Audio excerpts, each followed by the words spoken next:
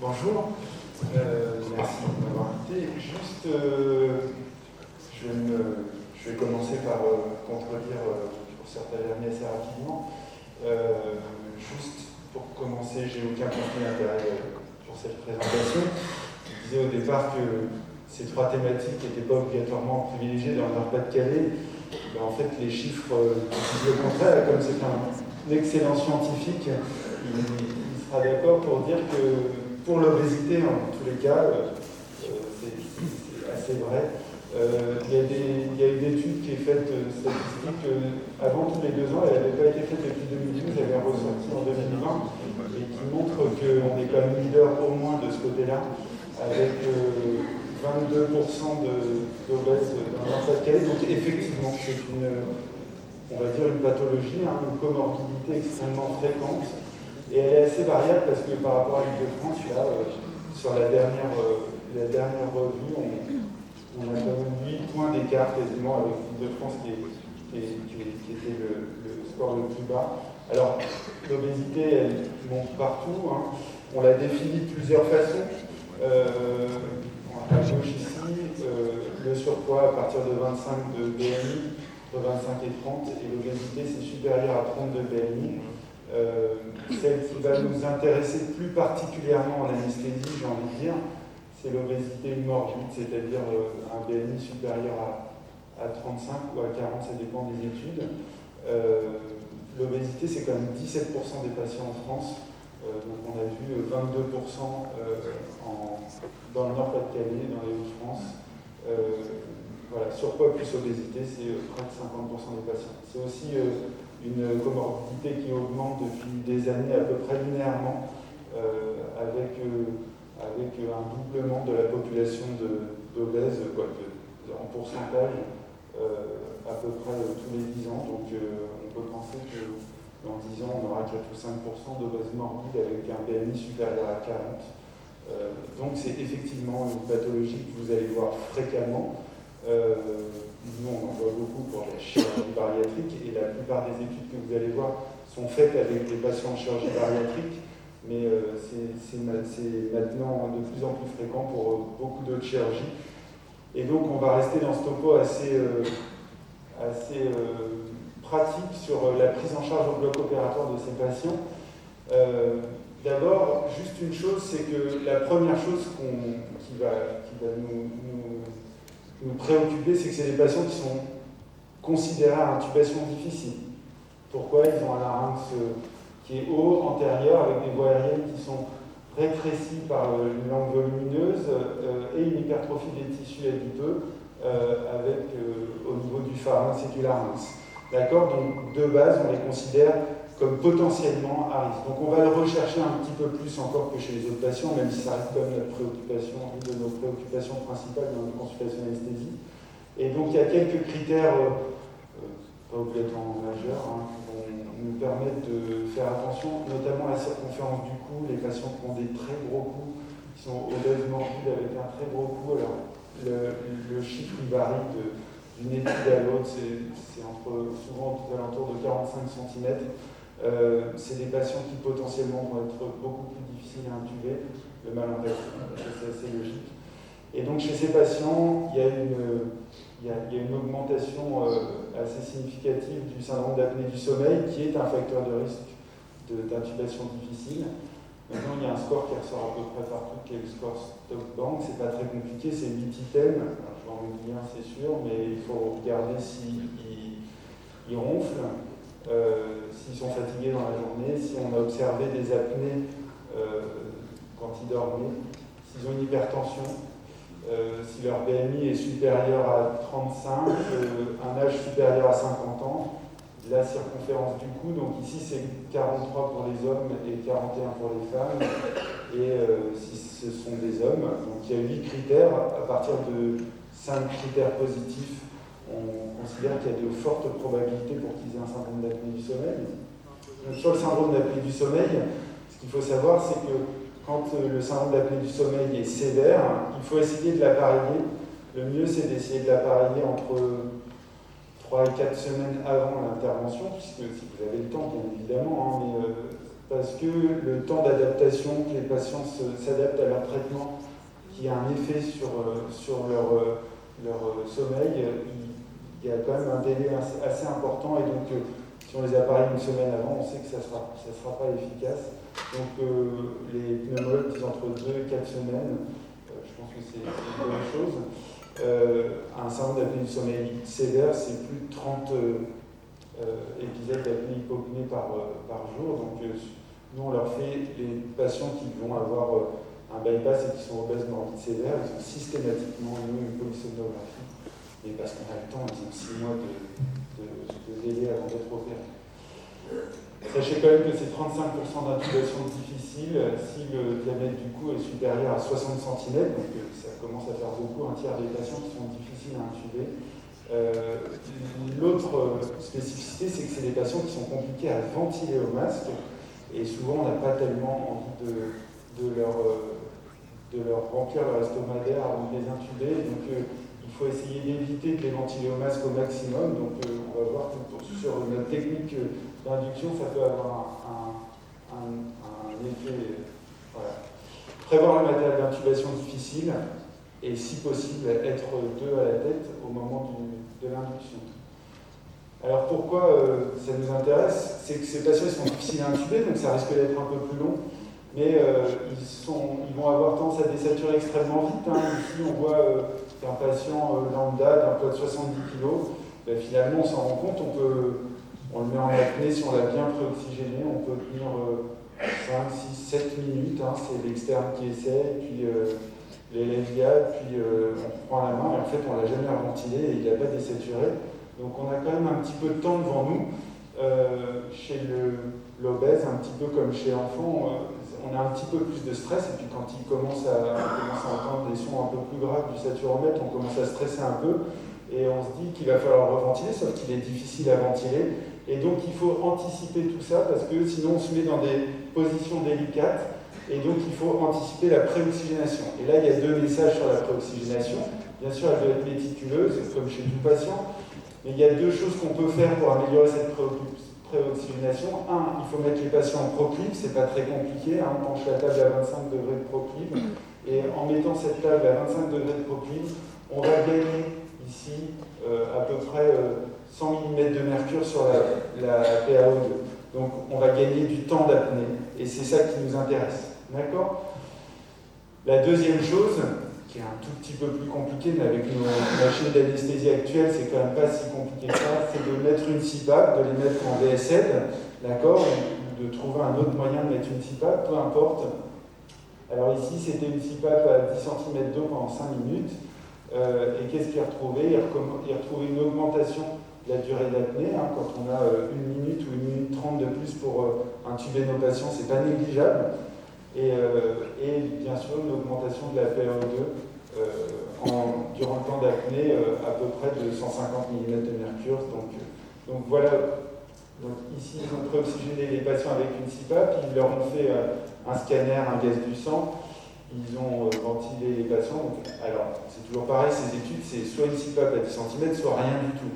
Donc voilà, après ils les ont ventilés avec une PEP, soit rien du tout. Donc c'est un peu dommage. Maintenant je pense que plus personne ne met une PEP à 0 à ses patients quand ils les ventilent.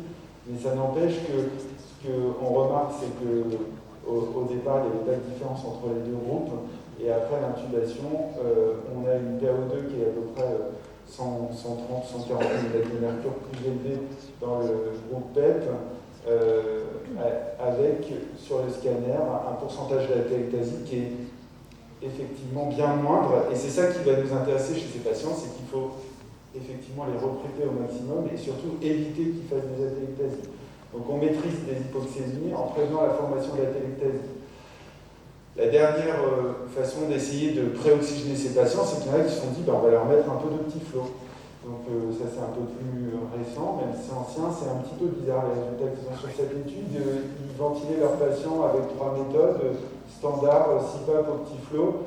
Ils les intubent entre la 7e et la 8e minute et regardent un petit peu la PaO2. Et en fait, ils se rendent compte qu'avec de l'optiflow, ils font mieux qu'avec de la CPAP. Et ou avec un groupe standard. Ce qui est assez étonnant dans cette étude, moi je l'ai regardé, je n'arrive pas à savoir pourquoi, c'est que le groupe CPAP soit aussi médiocre. Ça a été refait un peu plus récemment par une équipe française, Optiflow versus CPAP. En bleu, vous avez l'Optiflow, en rouge, vous avez la CPAP, et en fait, probablement quand même que la VNI fait bien mieux que l'Optiflow. Ça veut quand même dire quelque chose, c'est que la préoxygénation avec de l'Optiflow, c'est possible chez ces patients, en tout cas c'est mieux que de l'oxygène standard sans mettre de PEP. Et donc par exemple, quand vous êtes dans des soins continus, des soins intensifs, que vous avez un patient qui va pas bien et que vous avez la possibilité de mettre de l'Optiflow, ça peut valoir le coup de les préoxygéner comme ça. Au bloc, je pense que le gold standard, ça reste de mettre une VNI chez ces patients avec une PEP assez élevée. Pas obligatoirement beaucoup d'aide, le but c'est d'éviter les appels. Alors, la question qui se pose derrière, c'est est-ce qu'il faut que je fasse une séquence rapide chez ces obèses? Est-ce que j'ai plus de risque de vomissement? Est-ce qu'il faut que je les mette à jeun 24 heures avant l'intervention? Ici, c'est assez ancien, ça date de 2001. Ils avaient fait 32 sujets minces, 25 obèses. Les patients sont à jeun depuis 8 heures, donc tout à fait standard. Pas d'anesthésie, pas de prémédication, en tout cas standard pour l'époque. Ils ont aspiré de façon endoscopique le liquide gastrique au moment où ils font leur intubation. Et en fait, il n'y a pas de différence entre les obèses et les non-obèses. Le pH est à peu près le même. En tout cas, il n'y a pas de différence significative. Ces patients-là, a priori, ils ne sont pas du tout à risque d'intubation à séquence rapide, à risque de vomissement. On peut les mettre à jeun avec des liquides clairs jusqu'à 2 heures avant l'induction, il n'y a pas de souci. Attention tout de même, c'est des patients qui ont des RGO qui peuvent être très symptomatiques. Alors dans ce cas-là, il faut changer son fusil d'épaule, d'accord? Donc il faut être un peu rigoureux dans l'interrogatoire. Et attention aux patients qui ont déjà eu des antécédents de chirurgie au niveau de l'estomac, donc des chirurgies bariatriques, des chirurgies gastriques, des chirurgies œsophagiennes. Ces patients-là, pour le coup, ils sont à haut risque de nausées, vomissements, et donc il faut se méfier. L'induction chez ces patients, donc on va la faire comme on a l'habitude de la faire. Il ne faut pas changer nos pratiques parce qu'ils sont obèses. On va revenir un petit peu sur les différents médicaments. Nous, on a décidé de faire morphinique, hypnotique et le rocuronium pour avoir des qualités d'intubation qui sont meilleures, avec un délai d'intubation qui est plus court. Mais si vous avez l'habitude de faire d'autres curats, on a fait du tracurium pendant longtemps et ça marche tout aussi bien. Donc l'objectif c'est d'intuber rapidement ces patients dans de bonnes conditions en prévenant le risque d'intubation difficile, donc à prévoir le matériel d'intubation difficile et de diminuer au maximum, voire de ne pas avoir besoin de faire de ventilation au masque. Un petit mot sur la pharmacologie, parce qu'après on va continuer à les endormir. Ces patients ce ne sont pas juste de la masse grasse en plus, quand on devient obèse, on a aussi une augmentation de la masse maigre. Et c'est pour ça qu'il y a des calculs de poids, donc le poids total, lequel on va utiliser. La problématique, c'est de savoir quel poids on utilise pour quel médicament. Le poids idéal, en gros, pour le simplifier, c'est la taille -100, un petit peu plus, mais voilà. Et vous avez le poids de masse maigre avec des calculs un peu compliqués qu'on n'utilise finalement jamais en pratique. Donc ce qu'on peut utiliser par contre, qui est un poids qui est assez proche et qu'on utilise nous beaucoup, c'est un poids modifié qui est le poids idéal avec avec un facteur qu'on va rajouter, le K 0,4, il peut varier dans les différentes formules, mais c'est celui qui est le plus souvent appliqué, c'est celui que nous on va utiliser pour toutes les molécules qui ont besoin d'être utilisées en poids de masse maigre. Donc on ajuste bien sûr chez nos patients les différents traitements qu'on peut avoir en anesthésie. Et ici, le thiopentane, il faut l'éviter chez l'obèse, il va s'accumuler avec un risque de retard de réveil très important. Donc pour le coup, ce n'est pas le bon médicament. Le propofol, au contraire, pourtant c'est liposoluble, mais ce n'est pas assez liposoluble pour s'accumuler. Donc c'est plutôt un bon médicament qui doit être utilisé avec... alors, c'est discuté, mais moi j'ai envie de dire avec le poids en masse maigre, donc un poids intermédiaire. d'accord, sachant que l'Evoque est très discuté, on devrait avoir prochainement, ils sont peut-être déjà sortis, mais des modèles qui sont adaptés aux obèses, mais en fait quand vous faites de l'Evoque, vous savez, déjà en Evoque on ne sait pas bien ce qui se passe dans la machine, mais en plus là, vous êtes obligé de tricher parce que les modèles d'Evoque ne sont pas calculés pour des patients qui pèsent 130, 140 kg. Donc au-delà de 130 kg, je pense qu'il faut se passer de l'Evoque, il vaut presque mieux faire une SAP, dans ce cas-là, si vous voulez laisser en propofol, IV, et endormir vos patients avec une salle de propofol. Le sulfentanyl, il y a très peu d'études, je pense qu'il faut utiliser le poids en masse maigre. Le rélifentanyl est probablement le morphinique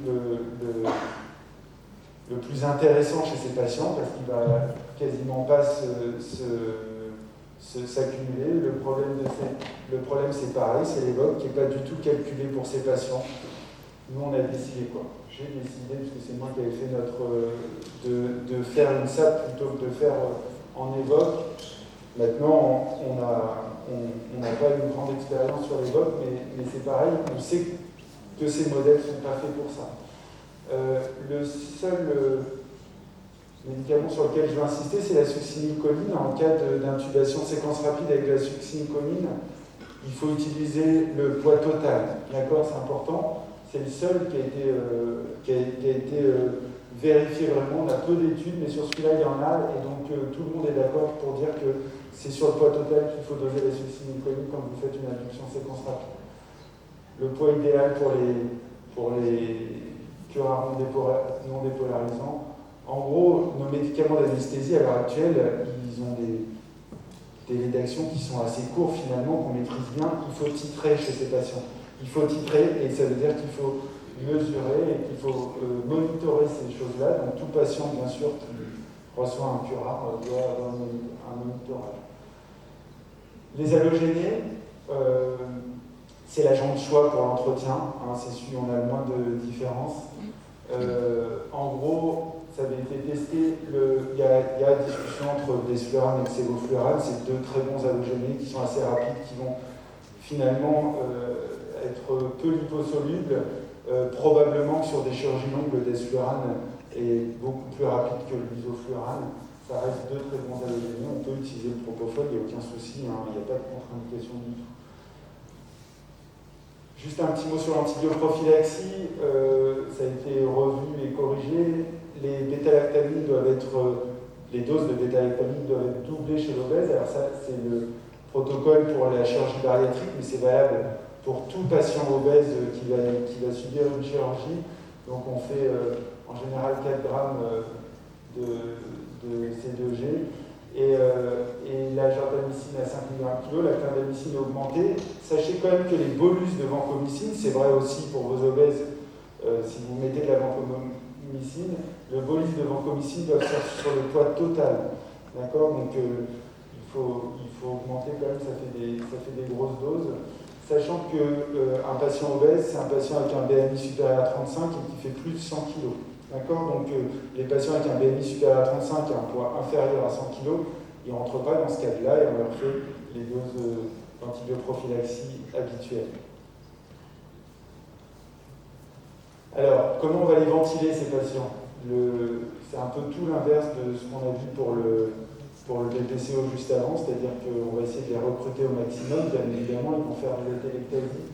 Ils ont des volumes pulmonaires qui vont chuter, contrairement au BPCO, avec surtout une CRF qui baisse avec l'obésité. Plus l'obésité est importante, plus la CRF chute. Et donc, qu'est-ce que ça veut dire? Ça veut dire qu'une diminution de la CRF, ici à droite, vous voyez que votre patient normal il ventile tranquillement au-dessus de sa CRF, là, et la CRF, elle chute, et vous avez en pointillé le volume de fermeture des alvéoles. Un obèse éveillé, déjà, il est à peu près au niveau de ce volume de fermeture de ses alvéoles, c'est-à-dire qu'il va avoir tendance à faire des atélectasies assez facilement. L'anesthésie générale, ça aggrave ce phénomène, et donc c'est des patients qui sont à très très haut risque d'atélectasie. En gros, c'est ça qu'il faut que vous gardiez en tête pendant votre anesthésie, c'est que ces patients, il faut lutter contre les atélectasies en permanence. Ici, c'était 30 patients obèses versus 10 patients non obèses. On leur fait des scanners avant l'induction, après l'extubation et 24 heures après. C'était intéressant parce qu'on voit bien, et on s'y attendait un petit peu, qu'avant l'induction, il y a déjà une différence. Les patients obèses ont déjà plus d'atelectasie en pourcentage que les patients non obèses. L'anesthésie générale va aggraver ce phénomène. Donc on va augmenter le pourcentage d'atelectasie. Mais ce qui était important, ce qui était intéressant, c'est que les patients non obèses, ils vont s'auto-recruter et après l'anesthésie, dans les 24 heures qui suivent, ils vont aller recruter. Le patient obèse, il a continué à augmenter son pourcentage d'atelectasie. Ça veut dire que dès le post-opératoire, il faut être proactif pour que ces patients ils se recrutent. On leur remet une CPAP le plus vite possible si ces patients ils étaient sous VLI. Il faut les mobiliser rapidement, les asseoir rapidement quand c'est possible. Encore plus que chez les patients non obèses. Donc comment on va les ventiler, ces patients?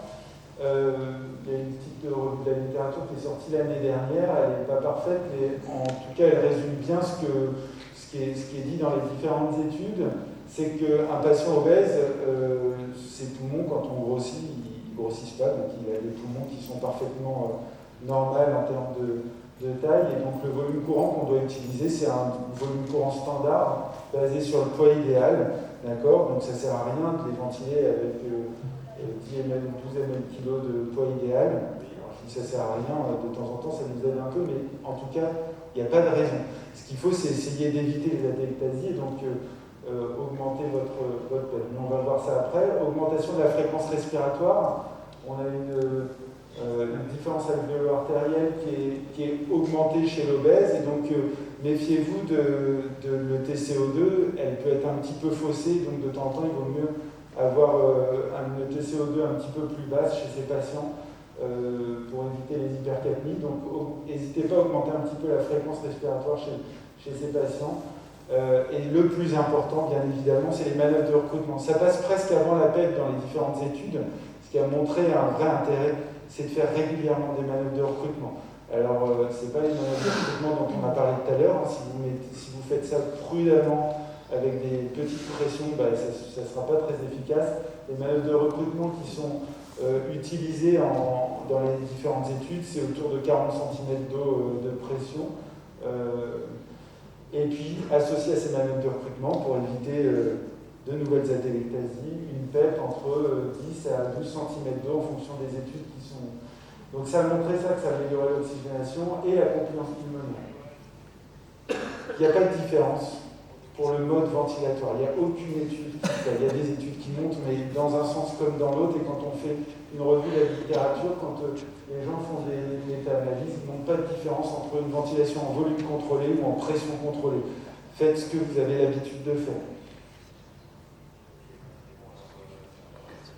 Alors, là, l'idée, c'est la deuxième, la partie B qui nous intéresse, c'était ils avaient fait ventilation avec manœuvre ils les ventilent avec une PEP et avec des manœuvres de recrutement, et donc et sans rien. Et donc on montre que au moment de l'intubation, qu'on mette une PEP ou qu'on fasse PEP plus manœuvre de recrutement, on est à peu près au même niveau. Par contre, 5 minutes après l'intubation, on garde une PaO2 qui est au même niveau quand on associe les deux, alors que quand on laisse une PEP seule, on redescend, et les patients ils vont refaire les atelectasies. Donc il faut absolument continuer à recruter régulièrement ces patients, et la PEP seule, même si elle est élevée, elle n'est pas suffisante.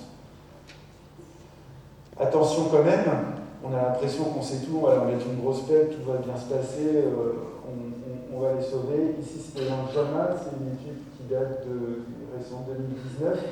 Donc 2000 patients, ils leur font haut niveau de PEP versus bas niveau de PEP, haut niveau de PEP plus recrutement versus bas niveau de PEP, et leur objectif primaire, donc bas niveau de PEP c'était 4, haut niveau de PEP c'était 12, leur objectif primaire c'était les complications respiratoires dans les 5 jours post-opératoires.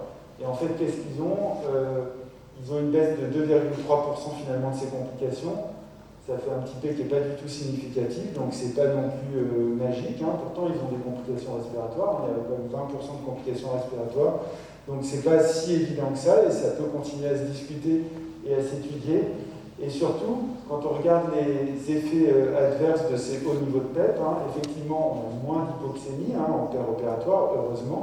C'était c'est un de nos objectifs, nous, quand on les voit, mais finalement, ce qu'on veut, c'est que les patients aient bien en post-opératoire. Mais par contre, on a plus d'hypotension et plus de bradycardie avec ces niveaux de PEP-là, donc il faut quand même se méfier. Au niveau hémodynamique, on peut avoir des effets d'une PEP à 12 ou à 14 chez des patients comme ça. Ce pas des patients qui sont en SDRA. Voilà, il faut les recruter. Je pense que la manœuvre de recrutement est importante. La PEP, les recommandations actuelles sont aux alentours de 10 de PEP à adapter et à faire attention aux effets hémodynamiques. C'est pas magique non plus. Et donc, on n'a pas toujours. Et l'idée, c'est effectivement en PEROP d'essayer d'éviter ces atectasies. Il faut que ça continue en post-op. Et là, dans cette étude-là, en post-op, on ne sait pas du tout ce qui se passait. Et si ça se trouve, ces patients obèses, ils étaient allongés dans leur lit sans avoir ni de VNI, ni de fauteuil particulièrement. On n'était pas plus agressif dans la réhabilitation. Ça, on ne sait pas du tout. Juste un petit mot sur la mémorisation. J'avais trouvé ça intéressant. En 2014, les Anglais, ils ont gardé un petit peu les mémorisations qu'ils avaient chez leurs patients, les risques de mémorisation. Et donc, ce qui ressortait ici, c'est que vous avez en noir la proportion de leurs patients opérés et en gris la proportion de ces patients qui ont eu une mémorisation. Et donc, on voit dans le deuxième tableau que l'obésité était un facteur de risque de mémorisation. Faites attention, ces patients, ils sont un peu plus compliqués à prendre en charge, ils nous prennent un peu plus de temps, on n'est pas toujours vigilant, et entre le moment où on les induit et le moment où on va continuer notre anesthésie, ils peuvent se réveiller et il y a plus de risques chez ces patients, notamment de se réveiller. Donc soyez vigilants de ce côté-là. C'est un des facteurs de risque de mémorisation opératoire. Le réveil, l'autre phase un petit peu délicate de l'anesthésie, pareil, juste quelques mots, il doit se faire au maximum sur table. Alors c'est suivant les habitudes, mais soyons clairs, il faut être extrêmement vigilant. C'est un moment délicat chez ces patients. Personnellement, nombre, c'est des patients lourds, difficiles à prendre en charge. Alors, plein de choses à dire sur ces patients avec 20 minutes, mais c'est pareil sur la position sur la table, soyez vigilants, il y a plus de risques de faire des complications nerveuses, notamment chez ces patients. Donc soyez très vigilants de votre côté quand les chirurgiens ne sont pas là, à la position de vos patients obèses. Pareil au moment du réveil, essayez de ne pas être seul, en normothermie bien sûr. La décuration complète, je remets une petite couche, il faut monitorer votre curisation chez tous vos patients, mais encore plus chez ces patients, parce que s'ils sont mal décurarisés, on aura plus d'effets secondaires, plus de risques d'hypoxémie, de problèmes d'infection pulmonaire post-opératoire. Les réveiller en position demi-assise, avec une analgésie adéquate, leur mettre une CPAP le plus vite possible si ils ont une VMI à domicile, notamment. Alors, un petit mot sur la thromboprophylaxie. C'est bientôt fini. J'ai pris les recommandations européennes. Les recommandations françaises, elles datent de 2011. Elles reposent sur pas grand-chose. Elles restent proches de celles-ci. Ça reste des patients à haut risque de thromboembolie post-opératoire. Alors je vais passer sur la partie bariatrique. Effectivement, ça c'est pas du tout vrai dans les recommandations françaises. C'est-à-dire qu'ici, pour la chirurgie bariatrique, ils pensent que les patients sont à bas risque de thromboembolique et donc on pourrait leur mettre que des contentions pneumatiques ou on a le choix entre des HBPN ou des contentions pneumatiques. En France, on considère qu'il faut mettre des HBPN sur les recommandations françaises. Ça n'empêche qu'eux, ils recommandent une anticoagulation pour les obèses avec des contentions pneumatiques associées à des héparines de bas poids moléculaires, notamment chez les patients qui sont à haut risque. Et ce qui est intéressant, c'est qu'ils donnent les risques supérieurs, l'âge supérieur à 55 ans, les BMI supérieurs à 55, les antécédents, les maladies veineuses, l'apnée du sommeil et une hypercoagulabilité. Donc ces patients-là, ils sont encore plus à haut risque et ils disent qu'il faut commencer, c'est pendant et après, c'est-à-dire les contentions pneumatiques intermittentes doivent être commencées dès le péropératoire. D'accord ? Ils recommandent plutôt les HBPM, on est d'accord. En général, dans toutes les études, ils recommandent de faire les ajouts de peine en 2 doses par jour, hein, parce qu'on ne sait pas bien, c'est pareil, c'est extrêmement compliqué. Toutes ces études, elles sont faites sur des antiviral, mais qu'est-ce que ça veut dire en post-opératoire, c'est un petit peu compliqué.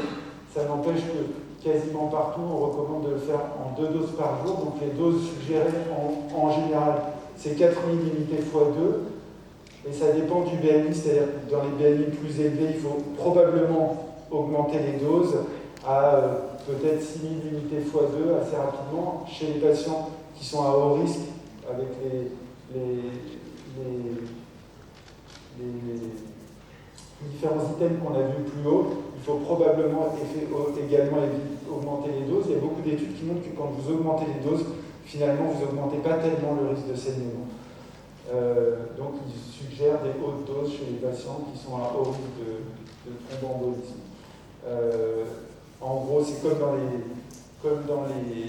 les recommandations françaises, la prophylaxie doit être prolongée durant 10 à 15 jours en post-opératoire. Juste un petit cas clinique, puisque c'était demandé il y a 2 ans, quand on nous a envoyé ce petit mail. Une jeune dame de 43 ans, 1m68, 112 kg, 39 de BMI, presque 40 de BMI, aucun antécédent chirurgical, qui vient pour un gastrique bypass, je vais oublier de le mettre, et qui a dans ses antécédents médicaux une fibrose hépatique qui est connue, un diabète de type 2, une hypertension, un syndrome d'apnée du sommeil modéré qui n'est pas appareillé, peu d'allergie, un score d'intubation à 7 avec un myopathie à 2, bon, c'est traitement assez classique, une échographie cardiaque et des EFR en préopératoire qui était tout à fait normal. Cette jeune fille, on l'endort. Et donc voilà ce qui se passe, on l'induit et puis on a, après l'incision, une chute de la capnie importante avec aucune chute hémodynamique quasiment. Hein. On a une SAT qui chute avec une capnie qui chute. Et là, la question c'est qu'est-ce qu'on fait en premier? Qu'est-ce qui se passe? C'est juste après l'insufflation. Et donc c'est juste pour vous parler d'une complication qui arrive de temps en temps, parce qu'il fallait aller vite et qui est assez simple, c'est que ces patients, ils ont des foies qui sont plus importants. Quand on fait de la célioscopie, en général, on ne fait pas d'open célio parce qu'ils ont un gros panicule adipeux et que c'est compliqué pour les chirurgiens. Et donc, ils mettent leur aiguille pas très loin du foie. Et donc, cette jeune fille, elle a fait une embolie gazeuse.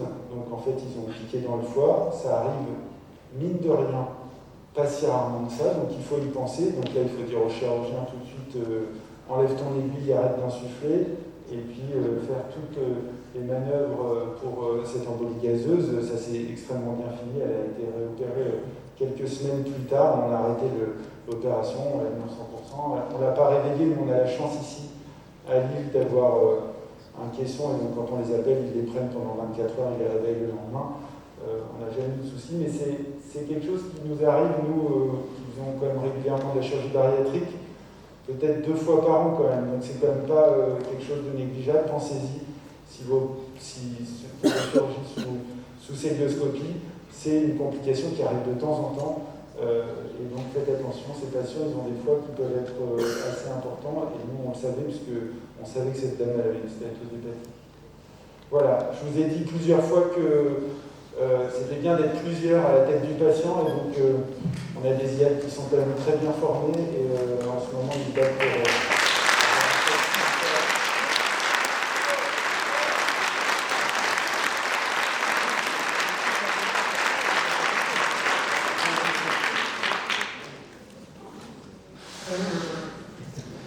Merci Grégoire. Sur l'affaire de la politique, je tiens à porter un discours actif, parce que les avis des CLP ne sont pas exactement comme celui-là. On soutient les IAD, on soutient pas leur valorisation, mais le statut qui leur est proposé, ils le savent, ça a été dans une session hier, est un espèce de piège qui leur est tendu. Et c'est pas exactement comme ça que je crois qu'il faut les soutenir. Mais bon, je ne veux pas lancer le débat. Et je propose par contre, parce qu'on est un petit peu en retard, de savoir s'il y a une ou deux questions, et pas plus sur ce topo qui était très clair. Merci. Oui.